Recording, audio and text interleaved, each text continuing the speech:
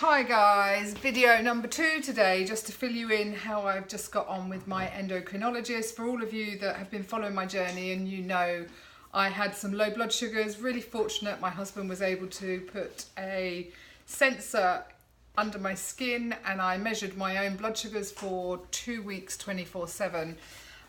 So was able to go and meet an endocrinologist today. We did go private with this because we've got private insurance, medical insurance. But sadly for us, it was really hard to find an endocrinologist that was private, and now we have found her. That's great, but actually any treatment needs to now be done. We're being passed back through the NHS, so grateful for the NHS, don't get me wrong.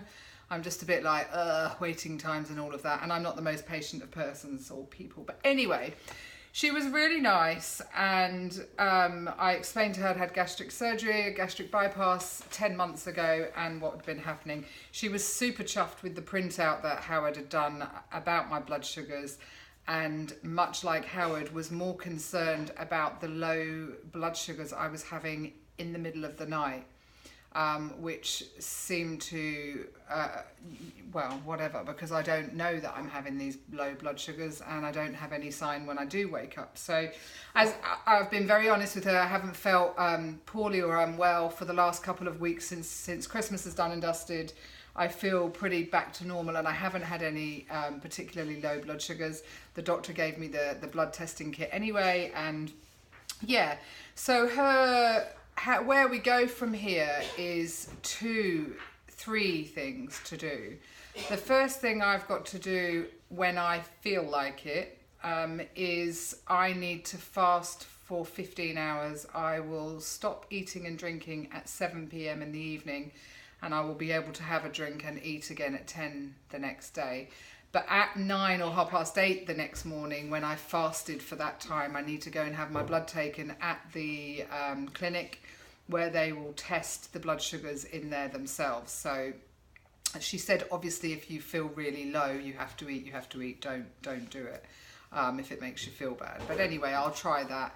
And in the meantime, she's booking me into our hospital here for a missed meal test, which is basically, it sounds a little bit scary to be honest, especially to those of you who watch my journey and have had bariatric surgery.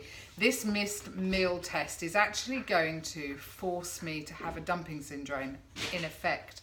They're going to feed me something, probably quite sugary or carby, I don't know, to monitor my bloods and see how it reacts when it goes up and how low it goes down after the dumping. So, yeah, that'll be fine. That'll be a day case. I'll only be in the hospital for the day.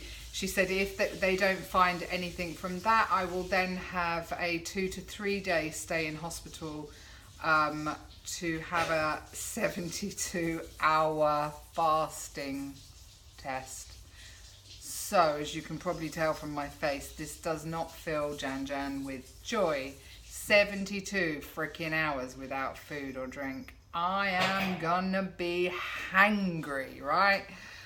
Oh my goodness. So the bottom line is I'm really glad that I went, because I haven't felt bad for a couple of weeks. I almost felt a bit of a fraud because I was thinking, well, I feel fine now. It was mainly over Christmas I had these real wobbles up and down, but it's like Howard and Dr. Ung said today, I'm not noticing them when I'm asleep, and when I'm asleep my blood should not be dropping that low. My insulin level should be on a even keel.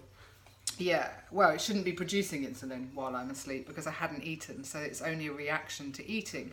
So anyway, I mean, she did mention something else that they're going to look into, which is called insulinoma. Never heard of it before. Both Harry and I were a bit like, what? Never heard of that.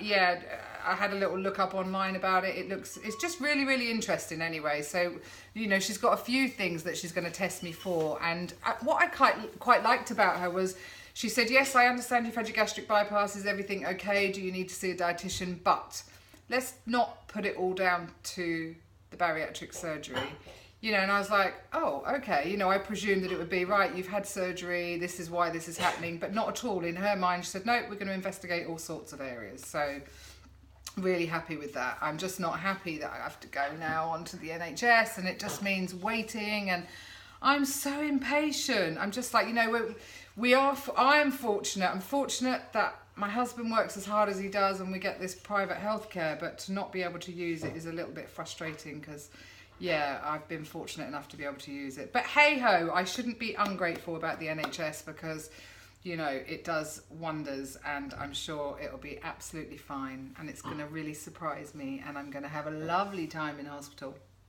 No food, 72 hours. Howard's like, I think I won't be with you, Jan. I thought, I wouldn't want to be with me either. Bloody hell.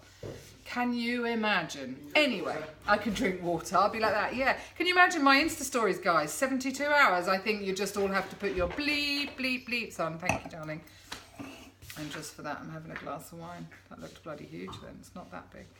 So yeah, anyway, I'm that's it. I wanted to just get this, I'll get it off my chest and say it because I forget everything. And I said to Howie, actually, I was really glad he was there because there was a lot of information passed today that I probably still haven't listened to or registered because I'm not very good like that. And I know he will. And it's great that he's there to be able to ask the questions and retain information because I'm not very good at that. But anyway, I think that's about it, guys. I just wanted to update you and say that's where I'm at with it. I got in to see her super quick, but now it's going to be a real waiting game, isn't it? So we shall just have to wait and see, I guess. Anyway, thanks for listening. I shall put a little post on Instagram for anybody that was wondering how I got on with my endocrinologist. So yeah, have a wonderful evening, guys. I'll chat to you again tomorrow. Bye.